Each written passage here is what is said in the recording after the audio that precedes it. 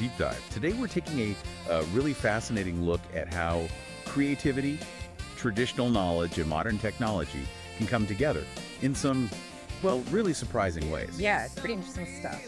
Our sources for this deep dive detail a truly innovative educational thing called the canoe crew. Basically using simple finger puppets to teach some vital lessons. And what's really insightful here, I think, is how these sources show a unique approach, especially around indigenous culture and, environmental wisdom. Right. So our mission today is to sort of unpack how these, well, seemingly simple tools can create really profound hands-on learning experiences. And then how digital innovations are elevating that whole process. We want to give you a kind of shortcut to understanding this blend, this mix of the ancient and the really cutting edge. Okay, yeah, let's unpack this. And so the core idea, it revolves around these canoe crew finger puppets being used to teach kids about, well, a whole range of topics and traditions. Yep. This isn't just play, though. The sources make it really clear it's a powerful educational tool. But, it's one thing to talk about cultural heritage. How do these puppets actually make that knowledge, tangible for young learners? That's the key question, right? And these puppets, they become these little cultural anchors. The sources get into how they can teach about the huge importance of the cedar tree in canoe making. Oh, interesting. Yeah, including the traditional ceremony around harvesting it, which is all about respect and reciprocity.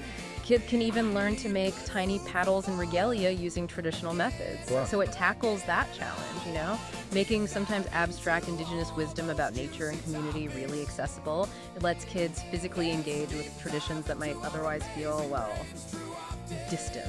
I can see that.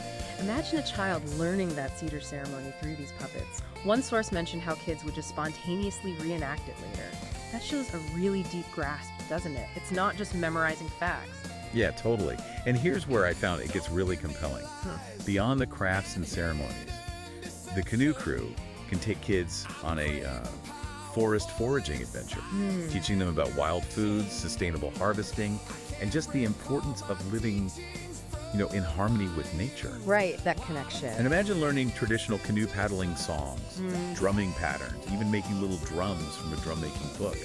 It's so immersive, so hands-on. Yeah. Connects you right to the environment. And that approach, it just inherently connects deeply with the cultural significance of music and rhythm, as storytelling, as community bonding. Definitely. But then you think, okay, in our increasingly digital world, and maybe for communities far from these specific places, how do these vital hands-on lessons reach more people, a broader audience? Good point. And that's exactly where this innovative leap into the digital stuff comes in. So how does this amazing tactile learning experience actually translate to the virtual world then? What kind of tech are we talking about to make that jump? Well, the sources point to using modern visual effects, specifically background removal software. You probably know it as green screen tech, that kind of thing. Okay, yeah.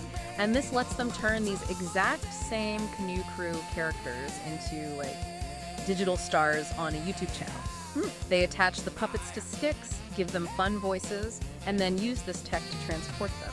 So instead of a physical forest or river, they can suddenly be journeying through virtual rivers or exploring digital forests or even completely, fantasy worlds.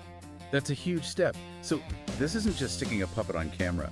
How do these virtual environments actually enhance the learning beyond what traditional methods could do? Well, what's fascinating, I think, is how this tech lets them create these really magical and immersive environments that go beyond physical limits. Right. Think about the canoe crew's big adventure down a virtual river.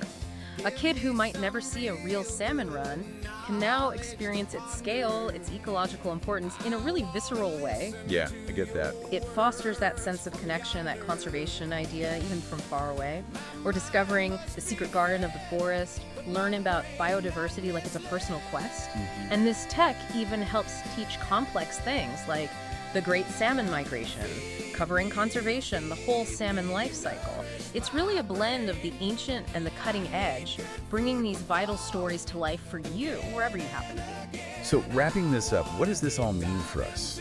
We've seen how simple finger puppets, part of this canoe crew idea, can be this powerful vehicle for cultural education, for environmental understanding, seamlessly integrating that traditional wisdom with modern digital tools. It really does. And it leaves us and you with a pretty important question to think about. In this increasingly digital world we live in, how do these kinds of creative, multimodal approaches, blending the tactile with the virtual, how do they offer a compelling blueprint, a way forward for preserving and sharing knowledge across generations? It's definitely something to mull over long after this deep dive ends.